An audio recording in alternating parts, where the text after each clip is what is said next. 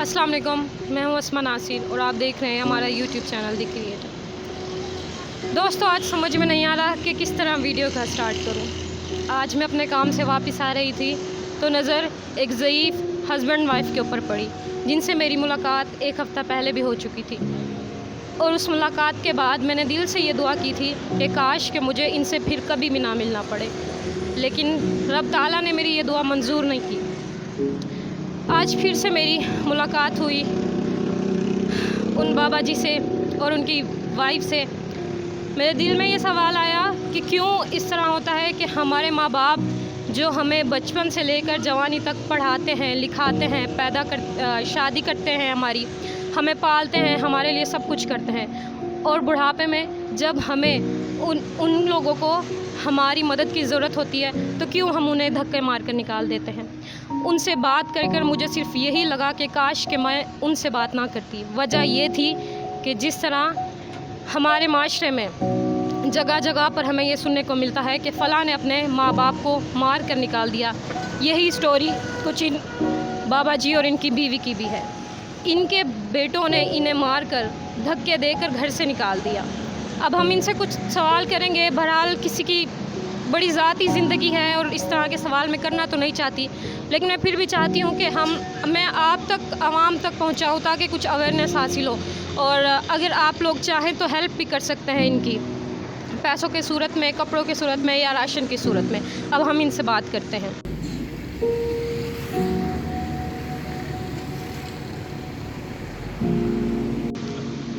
मेरे साथ वो बाबा जी मौजूद हैं, इनसे बात करते हैं। बात तो मुझसे बिल्कुल भी नहीं हो रही, लेकिन फिर भी ट्राई करते हैं। अस्सलाम वालेकुम बाबा जी। वालेकुम अस्सलाम बेटा।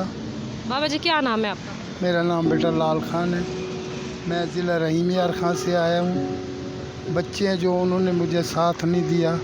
हम बीमार हैं, दोनों मियाँ बीवी। मैं दिल का मरीज़ हूँ। मेरे घर वाले भी बीमार हैं, आज से नहीं, आज से 25 साल पहले से। वो भी दवाइयाँ खा रही हैं। अभी उनका भी ऑपरेशन हुआ है रसोली का। अभी वो दूसरा और बता रहे हैं कि भाई इसके पेट में हर्निया है। मेरे पास इतनी हिम्मत नहीं है कि मैं वो इलाज करा सकूं, इसलिए मैं यहाँ भावलपुर चिड़ियाघर के सामने बैठा हूँ। बाबा जी, आपकी औलाद, स्पेशली आपके बेटे कहाँ हैं? मेरे बेटे पहले रहीम यार खां थे। ईद के बाद मैं एक दिन गया था वापस टेस्ट करवाने के लिए घर वालों का। वो वहाँ नहीं थे। पता मुझे यही लगा कि भाई वो सब लोग कराची चले गए। मैं फिर दोबारा वापस यहाँ आया। ना मेरा कोई घर है, ना मेरा कोई ठिकाना है। आपने मुझे बताया था कि आपके बेटों ने आपको मार कर निकाल दिया। हाँ, बेटों ने, वही तो मैं कह रहा हूँ ना।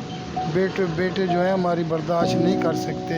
हमारा खाना पीना, हमारा ये दुख सुख, बीमारी वगैरह। उन्होंने कहा भाई आप जाएं, निकल जाएं हमसे, हमारी जान छोड़। हमने कहा भाई अच्छा चलो, अल्लाह मालिक है। हम इधर आ गए। फिर वो लोग जो हैं सब कराची चले गए। हम फिर भटक के फिर यहाँ भावलपुर आ गए। बाबा जी, आप किसी यतीम हाउस में क्यों नहीं चले जाते? देखें, यहाँ पर तो आप खुले आसमान के तले बैठे हुए हैं। मौसम भी इतना ख़राब कभी भी हो जाता है। आप छोटी सी बच्ची का साथ है, आप चले जाएं यहाँ से किसी यतीम हाउस में, किसी ओल्ड होम में। बेटा उसे पता क्या है, उसे बात यह है कि हम दो मियाँ बीवी हैं, एक छोटी सी बच्ची है।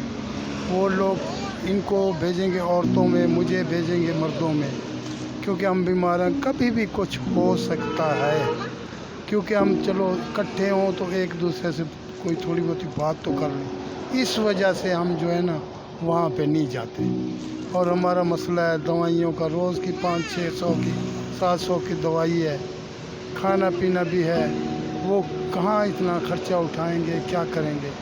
यहाँ तो कोई अल्लाह के प्यारे आ जाते हैं, कोई 100-50 दे जाते हैं, हमारा दरगुजर हो जाता है, रोटी भी खा लेते हैं, कभी खा लेते हैं कभी। बाबा जी, आप प्लीज़ रोए नहीं, अल्लाह बेहतर करेगा। ये छोटी जो बच्ची है, ये कौन है? ये बेटा मेरी पोती है। इसका ना बाप है ना इसकी माँ है। उनको क्या हो गया? वो इसकी वालदा जो थी ना, ये 10-15 दिन की थी, इसकी वालदा जो फौत हो गई थी। फिर इसका बाप जो था वो किसी ने उसको नशे पे लगा दिया। वो नशे पे लगा हुआ था, वो भी बेचारा फौत हो गया। फिर ये दो बहन भाई हैं। एक फूफी के घर रहता है, इसका बड़ा भाई है, एक मेरे पास है। तो ये इसी लिए वो हमारे पास रहती है, तो ये यतीम बच्ची है। बाबा जी आप अपने बेटों को कुछ बोलना चाहेंगे इस वीडियो के थ्रू? बेटों को मैं यही बोलूँगा कि अल्लाह पाक उनको हिदायत दे, और क्या कर सकता हूँ बेटा, और तो कुछ नहीं कह सकता। बद्दुआ देते हैं आप उन्हें? बद दुआ बेटा क्या देंगे, बद दुआ दें तो बात वही, ना दें तो बात वही। वो देखने वाला देख रहा है, ऊपर जो खड़ा है वो सब कुछ जानता है, उससे बेहतर मैं कुछ नहीं कर सकता। वो सब कुछ जानता है, जो कुछ करेगा वही करेगा, हम उसी के आसरे पे बैठे हैं। बात देखें, ये होते हैं माँ बाप। इतना कुछ सहने के बावजूद, सड़क के ऊपर बैठने के बावजूद भी उस गंदी औलाद के लिए बद्दुआ नहीं निकल रही, जिन्होंने माँ बाप को इस बुढ़ापे में मार कर घर से निकाल दिया। ये माँ बाप का ही ज़र्फ़ हो सकता है, ये औलाद का ज़र्फ़ नहीं हो सकता। मैं तो सिर्फ इस वीडियो के थ्रू इनके औलाद से यही कहना चाहूँगी, ये अपील करूँगी, खुदारा अपनी जन्नत को यूँ सड़कों पर रोलने के लिए मजबूर ना करें। आएँ और अपनी जन्नत को और अपनी जन्नत की चाबी को ले जाएं। इस तरह लोगों की तज़लील का सामान ना बनाएं।